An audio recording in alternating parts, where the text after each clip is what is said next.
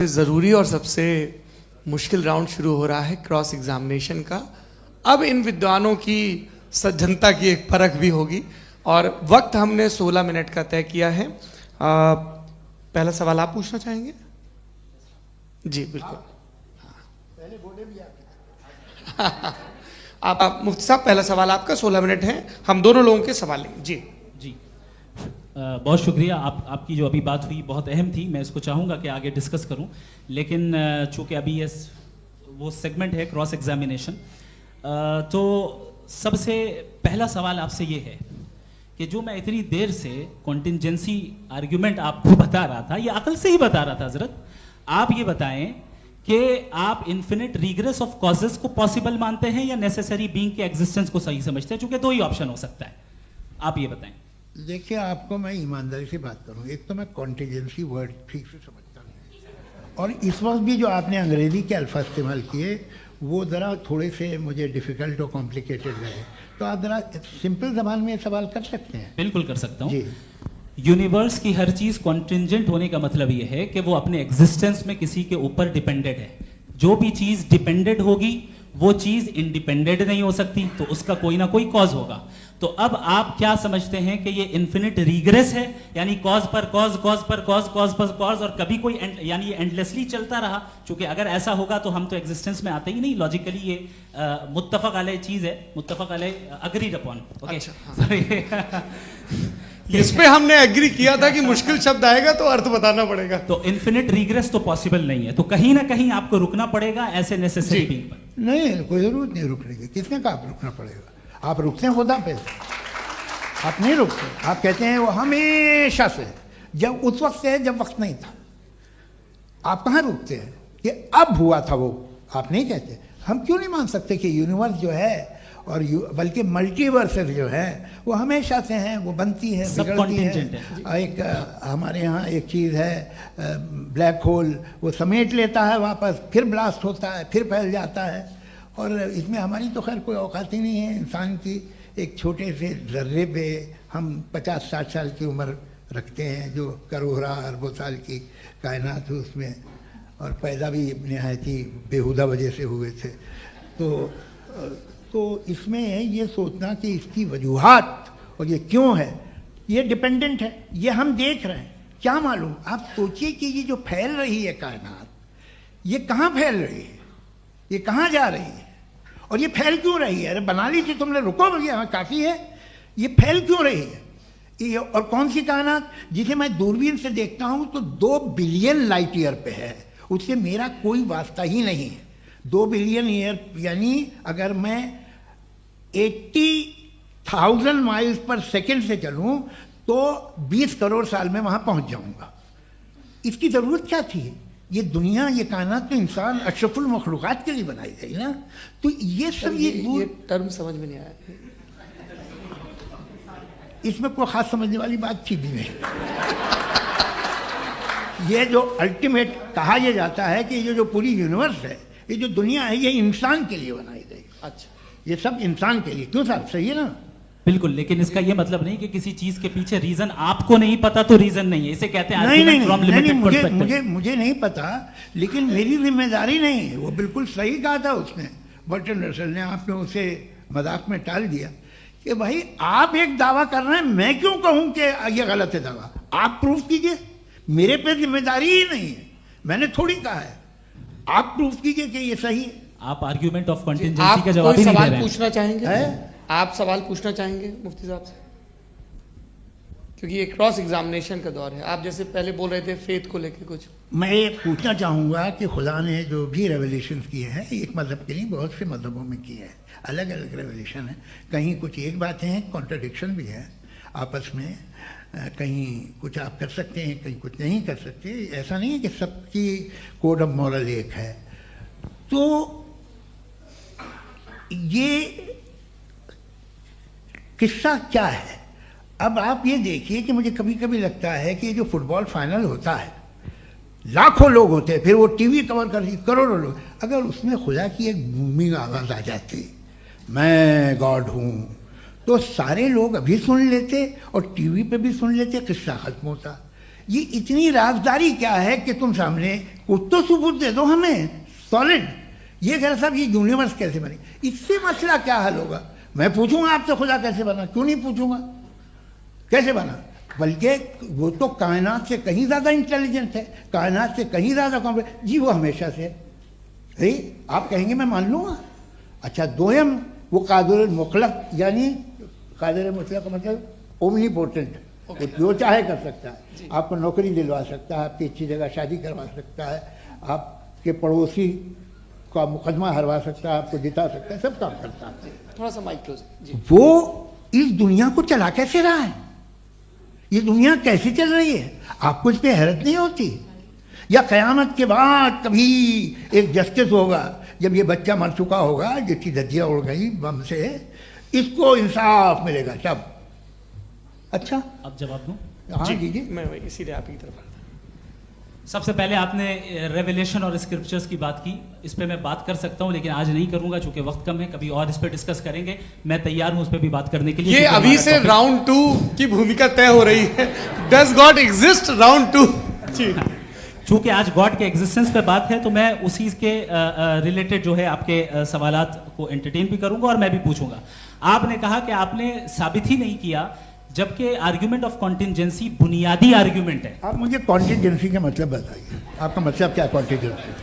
Contingency کا مطلب یہ ہوا کہ ہر وہ وجود جو کسی بھی چیز کا پابند ہے, ہر وہ وجود یا ہر وہ چیز جو اپنے ایگزسٹنس میں کسی بھی چیز کے پابند ہے اور اس سے باؤنڈ ہے, اس کو اس کی ضرورت ہے, اس پر ڈیپینڈ کرتی ہے, تو ظاہر سی بات ہے کہ اس کا کوئی نہ کوئی کاز ہوتا ہے. یہ تو عقل کی بات ہے. یہ آپ ریزننگ کی بات کرتے ہیں, میں وہی کر رہا ہوں. دوسری چیز آپ نے یہ بات کہی کہ اتنے بلین لائٹ ایئرز دور ہے, اس کا میرا کیا لینا دینا. پھر میرے خیال سے آپ کو یہ نہیں کہنا چاہیے I think there for I am N atheist. آپ کو سوچنا چاہیے, صرف آپ ایک لمیٹڈ دائرے میں رہ کر نہیں سوچیں بلکہ باہر نکل کر سوچیں. آپ نے تیسرا سوال کیا, آپ نے 2-3 سوال ایک ساتھ. ایسی باتیں نہ کیجیے, کتوں کو اعتراض ہو جائے گا آپ پہ کہ آپ کچھ بھی سوچیں. یہ اجازت آپ کو ہے نہیں, مجھے ہے.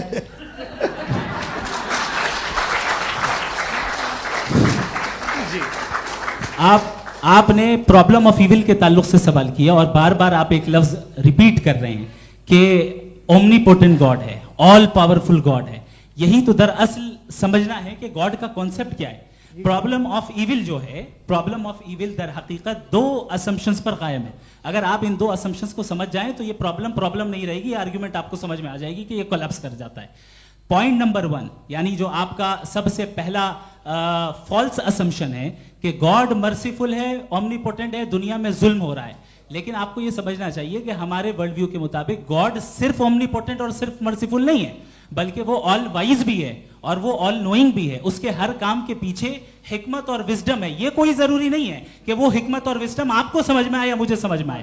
اگر آپ جو سمجھ رہے ہیں اس کے مطابق آپ فیصلہ کر رہے ہیں, یہ لمیٹڈ پرسپیکٹو سے آرگیومنٹ ہے. اور اس چیز کو ہم اپنی دنیا میں, اپنے لائف میں, ڈیلی لائف میں اس پرنسپل کو ایکسپٹ کرتے ہیں. ہم جب کسی ڈاکٹر کے پاس جاتے ہیں, ڈاکٹر کے پاس جا کر وہ اگر اس نے ہمیں کوئی دوائی دی ہے تو ہم یہ تو نہیں کہتے کہ جب تک آپ کے پاس جتنا نالج اور جتنا وزڈم نہیں ہے آپ نے کیوں یہ دوائی دی ہے, تب تک ہم اس چیز کو ایکسپٹ نہیں کریں گے. نہیں کہتے, ہم اس کی اتھارٹی کو تسلیم کرتے ہیں. کیوں؟ کیونکہ اس کی ہم جانتے ہیں کہ وہ نالجبل ہے, وہ وزڈم والا ہے, ہم سے زیادہ نالج اور ہم سے زیادہ وزڈم ہے. بتائیں سر. نہیں, ڈاکٹر میں اور خدا میں بڑا ڈفرینس ہے. ڈاکٹر پڑھا لکھا ہوتا ہے ایک, تو میں اس کی بات سنوں گا. دویم یہ نہیں, کچھ جواب تو یہ بھی نہیں ہے. سر پلیز, اگر سب آڈینس سے بولنے لگیں گے تو پھر مطلب نہیں سویلائزڈ بحث کا. مطلب آپ یہ کہیں کہ چونکہ آپ ڈاکٹر پہ بلیو کرتے ہیں اس لیے خدا پہ بلیو کیے, کیا یہ مثال آپ کو سمجھانے کے آرگیومنٹ ہے, اس پہ آپ کو اعتراض نہیں ہے. تو سمپل بات یہ ہے کہ میں اگر یہ یقین کر رہا ہوں کہ ایک اومنی پوٹنٹ اس کی مصلحت ہے, یہ جو بچے مر رہے ہیں یہ مصلحت ہے اس کی, مجھے نہیں چاہیے اس مصلحت. اس کی مصلحت نہیں, یہی تو سمجھنا ہے. مطلب ایکسپیرینس. اچھا, آپ نے ابھی میری بات پوری سنی نہیں. میں نے کہا آپ کا پورا آرگیومنٹ 2 فالس اسمپشنز پر ہے. ایک فالس اسمپشن میں نے بتا دیا. دوسرا فالس اسمپشن یہ ہے کہ اس دنیا میں ایول کے ہونے کا کوئی گڈ ریزن نہیں ہے. جبکہ ہمارے پاس بعض ریزنز موجود ہیں, ہمارے پاس بعض وجوہات موجود ہیں. اگر اس دنیا میں ایول نہ ہو تو آپ گڈ کو ڈیفائن کیسے کریں گے؟ اگر ظلم نہ ہو آپ انصاف کو سمجھیں گے کیسے؟ اگر تاریکی نہ ہو تو آپ لائٹ کو سمجھیں گے کیسے؟ بہت اچھے. ابھی اور سن لیں, ابھی اور باقی ہے. یہ تو بات بہت پسند آئی صاحب مجھے کہ جب تک ریپ نہ ہو تب تک عورتوں کی عزت کا خیال آپ نے میرا جواب پورا سنا ہی نہیں. جب تک کہ بچوں کا قتل نہ کیا جائے تب تک آپ کو بچوں کی معصومیت کی عزت. آپ نے پورا جواب سنا ہی نہیں. کیا بات ہے, کیا آپ نے نکتہ نکالا؟ آپ نے پورا جواب سنا ہی نہیں. آپ سن لیں, میری بات سن لیں. یہ میں نے آپ کو ایک چیز بتائی. دوسری چیز, اس دنیا میں ہم آئے ہیں ٹیسٹ کے لیے, ہمارا ٹیسٹ ہو رہا ہے, اور ہر انسان کا الگ الگ انداز میں ٹیسٹ ہوتا ہے. اور اس دنیا میں اگر ایول موجود ہے تو وہ ایول ذریعہ ہے ہمارے اندر ہیومن نوبل کوالٹیز کو ڈیولپ کرنے کا اور الگ الگ فیلڈ میں پروگریس کرنے کا. اور اگر ہمارے اندر اور اس دنیا میں ایول نہیں ہوتا تو بتائیے ٹیسٹ کا مطلب کیا ہوتا؟ اگر میں اپنے اسٹوڈنٹ کو MCQs دوں اور اس میں صرف رائٹ آنسر لکھ کر دے دوں اور کہوں تمہارا ٹیسٹ ہو گیا, یہ میننگ لیس ہے. اس دنیا میں اگر ہم ٹیسٹ کے لیے آئے ہیں تو ظاہر ہے گڈ اینڈ ایول دونوں موجود ہے. تو اگر گڈ اینڈ ایول دونوں موجود ہے تو یہ ایول بھی خدا کا بنایا ہوا ہے. جی ہاں, خدا کا بنایا ہوا ہے. لیکن اچھا چلو اچھی بات. جی بالکل تو بالکل خدا نے بنایا. ابھی تو یہ ہے کہ جو میجورٹی ہے دنیا میں وہ ایول ہے, تو یہ خدا ایکچولی ایول کے سائڈ پہ لگ رہا ہے مجھے. بالکل بھی نہیں, میں بتا میجورٹی میں تو وہ ہیں. کیا بات کر رہے ہیں بھائی آپ. میں بہت کوئی بھی جو منصف ہوگا, چاہے آپ کا اپنا گھر ہو جس کے آپ سب سے بڑے ہیں, چاہے آپ کی آرگنائزیشن ہو جو آپ چلاتے ہیں, وہاں پر آپ ایول رکھیں گے ثابت کرنے کو کہ باقی لوگ شریف ہیں. میری بات سن کیا لیں. یہ آرگیومنٹ ہی غلط ہے اگر کہ جب تک کہ کوئی ایول نہیں ہوگا تب تک کہ شریف آدمی شریف نہیں لگے گا. اگر ایگزامینر غلط آپشن دے رہا ہے تو ایگزامینر ایول نہیں ہو گیا. جو غلط آپشن کو سلیکٹ کر رہا ہے وہ فیل ہوگا. کریٹر نے ایول کو بنایا ہے لیکن وہ ایول نہیں ہے. اچھا سنیے میری بات, ہاں. لیٹ می کمپلیٹ سر. جی جی. کریٹر نے ایول کو بنایا ہے ٹیسٹ کے لیے, وہ ایول نہیں ہے. ایول وہ ہوگا جو اسے اختیار کرے گا. چھری کو بنانے والا غلط نہیں ہوتا ہے, چھری کا غلط استعمال کرنے والا غلط ہوتا ہے. ریپ کو کیسے غلط استعمال کرتے ہیں؟ ریپ انسان کے فری ول کا نتیجہ ہے. یہ ریپ کیسے غلط استعمال ہوتا ہے؟ یہ اب سن لیں, اب سن لیں. غلط استعمال ہوتا ہے. ہاں میں بتا رہا ہوں نا, کیسے غلط میں بتا رہا ہوں کہ جو ایول اس دنیا میں موجود ہے اس کے کئی سارے طریقے ہیں. ایک طریقہ انسان کا اپنا فری ول ہے. اب اگر کوئی ریپس ریپ کر رہا ہے تو اس کا گاڈ کا قصور نہیں ہے, وہ اپنے فری ول کا غلط استعمال کر رہا ہے, اس کو سزا ملنی چاہیے. اور اسی کے لیے جہنم بنائی گئی ہے. یہ فری ول کا بھی بڑا چکر. آپ جب کوئی برا کام کرتے ہیں یا کوئی برائی ہوتی ہے تو یہ کہا جاتا ہے کہ یہ فری ول ہے. 7 billion free wills are moving on this planet. 7 billion free wills. اور ایک آدمی اپنی فری ول سے مجھے قتل کر دے تو میں خدا کی مرضی سے مرا ہوں کہ اس کی فری ول کی وجہ سے؟ میری موت خدا کے ہاتھ ہے یا یہ فری ول والے کے ہاتھ ہے؟ خدا نے فری ول کا نظام بنایا ہے اور اس نظام کا غلط استعمال کر کے کوئی آپ کو مار رہا ہے, استعمال کر کے میرا قتل کر دیتا ہے. اب میری موت کا ذمہ دار کون ہے؟ وہ انسان ذمہ دار ہے. وہ انسان. جی. تو یہ کہنا کہ اور اس کو سزا ملے گی. تو اب آپ آگے چلیے کہ یہ طے کرنا کہ اللہ ہی یا اللہ نے خدا ہی زندگی دیتا ہے, خدا ہی موت دیتا ہے, یہ غلط ہے. بالکل غلط نہیں ہے. ہاں نہیں, نظام اسی نے بنایا فری ول کا, نظام موت اور حیات کا اسی نے بنایا. You are contradicting your self. ابھی آپ نے کہا کہ ایک آدمی نے فری ول سے آپ کو مار دیا, اس میں اسے فری ول دی گئی تھی, اس نے غلط استعمال کیا. 7 billion free wills are moving on this planet. اور آپ چاہ رہے ہیں کہ میں صرف خدا کا دھیان کروں. یہ 7 billion free wills کو مجھے لک آفٹر کرنا پڑے گا کہ نہیں؟ یہ تو تباہیاں کر رہی ہیں اور تباہیاں زیادہ ہو رہی ہیں. بالکل. تو اگر آپ بتائیں اگر خدا نہیں ہے فار ایگزامپل, تو آپ ایول کو کیسے ڈیسائیڈ کریں گے؟ یعنی how can you define evil objectively without God? دیکھیے دنیا میں 2 طرح کے جانور ہیں. ایک جو اکیلے رہتے ہیں جنگل میں, اور ایک جو گروپس میں رہتے ہیں.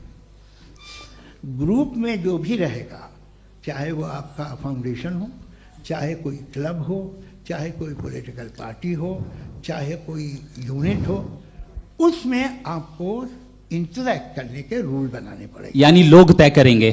لوگ طے کریں گے. اگر لوگوں نے یہ طے کیا کہ کسی کا ریپ کرنا صحیح ہے, آپ جسٹیفائی کریں گے؟ نہیں, आपका फाउंडेशन तो ये हो गया ना कि लोग ही विल डिसाइड दुनिया करेंगे। में नहीं, अरे दुनिया में ऐसे ग्रुप्स हैं जो रेप को जायज़ मानते हैं सर्टन हालात में।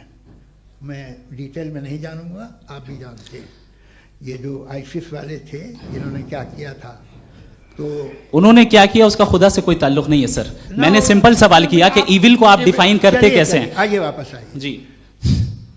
आप साथ में तभी रह सकते हैं जब कुछ आप ऐसे उसूल डेवलप करें जिसमें हर एक का बेसिक तहफ़्फ़ुज़, हर एक का बेसिक राइट हो और हर एक को कोई आराम मिले।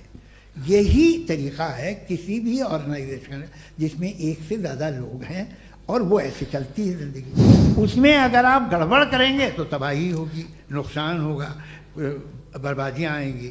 और अगर उसमें आप घर ले लीजिए ना, एक हस्बैंड है, एक वाइफ है, बच्चे हैं, वालदा भी हैं, 2 बहनें भी हैं, एक भाई भी है। अब इसमें कोई निज़ाम आपको चाहिए साथ में रहने का, और एक दूसरे पे भरोसा रहे, एक दूसरे के बहीख्वाह हों, एक दूसरे की मदद करें, ऐसी जिंदगी। सर आपकी बात आ गई, आप ये कह रहे हैं कि लोग डिसाइड करेंगे क्या सही है क्या गलत है, यही है मेजॉरिटी डिसाइड करेगी क्या सही है क्या गलत है? अरे भाई बिल्कुल। मेजॉरिटी अगर ये कहे कि नाजी जर्मनी के साथ जिस तरह मेजॉरिटी थी कि जेनोसाइड करना सही है, आप जस्टिफाई करेंगे? उस वक्त आपका ये सवाल सिर्फ उसके बाद क्लोजिंग। हाँ, उस वक्त प्लेनेट पे जो लोग थे उनमें कितने लोग हिटलर को सही समझते? अच्छा, प्लेनेट की मेजॉरिटी तय करेगी, सोसाइटी की नहीं। प्लेनेट की मेजॉरिटी गॉड के एग्जिस्टेंस को सही मानती है, आप क्यों नहीं मानते? ये हेलो ये क्रॉस क्वेश्चन का राउंड यहाँ पर समाप्त होता है। और ये बड़ा अच्छा है कि इस तरह से फ्रेगमेंट कर दिया गया है ताकि जो मरकरी ऊपर जा रहा है नीचे जवाब दे दूं जी। प्लेनेट की ज़्यादातर मेजॉरिटी कुछ दूसरे मजहबों के खुदा को मानती है। आप उन्हें क्यों नहीं, आप तो मेजॉरिटी की बात कर रहे अच्छा, हैं। ये क्लोजिंग आप ये कह रहे हैं इविल और गुड को डिसाइड मेजॉरिटी करेगी, मेजॉरिटी जो कर दे वो सही हो जाएगा। क्लोजिंग इसको जैसा आप ही लोगों ने तय किया है उसी फॉर्मेट को फॉलो कर लेते हैं। हाँ भाई, मैंने तो भले लोगों पे एतबार किया और तब मॉडरेशन तय किया। जी, आपके पास 5 मिनट का वक्त है, क्लोजिंग आर्ग्यूमेंट है, उसके बाद हम ऑडियंस से क्वेश्चन आंसर लेंगे जावेद साहब की क्लोजिंग आर्ग्यूमेंट के बाद। ओके, बहुत शुक्रिया जी। हमारा जो टॉपिक है डज गॉड एग्जिस्ट, मैं इस पे इतने एकेडमिक तैयारी करके आया था, मुझे था कि मैंने सोचा था कि कई सारे मैं आर्ग्यूमेंट्स दूंगा, लेकिन वक्त की भी किल्लत और जावेद साहब बार बार इधर उधर चले जा रहे थे तो उसको भी थोड़ा एंटरटेन करना पड़ गया। डज गॉड एग्जिस्ट पे मैं एक ही आर्ग्यूमेंट दे पाया, आर्ग्यूमेंट्स बहुत हैं और डेफिनेटिव आर्ग्यूमेंट्स हैं, और मेरे आर्ग्यूमेंट को किसी एक राउंड में भी इन्होंने एंटरटेन नहीं किया और रेफ्यूट नहीं किया, एक राउंड में भी नहीं, एक राउंड में भी नहीं। और ना ही अभी आपका क्लोजिंग आर्ग्यूमेंट आएगा, नहीं, वो बता देना। Argument of contingency sir. अरे मैं आपसे कई बार कह चुका हूं कंटीजेंसी का मतलब अब मैं कैसे समझाऊं आपको? आपस में हाँ, आप और कितने आसानी से समझाऊं मैं, मुझे तो नहीं समझ में आ रहा है। आप अपनी आर्ग्यूमेंट ऑफ कंटीजेंसी उर्दू में बोल सकते हैं। हाँ, आप अपनी बात पूरी कर लें जी, आखिरी 4 मिनट। दूसरी चीज, just a minute please ma'am, can I talk? दूसरी चीज ये है कि आपने एक तो इसका जवाब नहीं दिया, दूसरा आपने गॉड के ना होने पर कोई डेफिनेटिव आर्ग्यूमेंट नहीं दिया, सिर्फ मजहब पे बात कर रहे हैं आप। मजहब तो आज हमारा टॉपिक ही नहीं था, आज तो हमारा टॉपिक हो, आप मजहब से ले लेकर आईएस तक चले गए। भाई हमारा क्या ताल्लुक है उससे? We condemn them. और उसका गॉड से क्या ताल्लुक है? अगर कोई गलत काम कर रहा है, किसी ने किसी को कत्ल किया, किसी ने किसी का रेप किया, उसको सजा मिलनी चाहिए। और आपके पास कोई भी rational strong foundation of morality नहीं है। आपने कहा कि मेजॉरिटी तय करेगी सोसाइटी की, वो सही होगा। मैंने कहा हिटलर को फिर आप सही कहेंगे, नहीं, प्लैनेट की सोसाइटी की मेजॉरिटी तय करेगी। तो प्लैनेट की मेजॉरिटी गॉड के एग्जिस्टेंस को मानती है, आप कह रहे हैं ये रिलीजियस है। तो यानी आपके पास कोई स्ट्रॉन्ग फाउंडेशन नहीं है ऑब्जेक्टिव मोरालिटी का। ऑब्जेक्टिव मोरालिटी का अगर कोई फाउंडेशन है तो वो सिर्फ गॉड है, गॉड है, गॉड है। Thank you. सो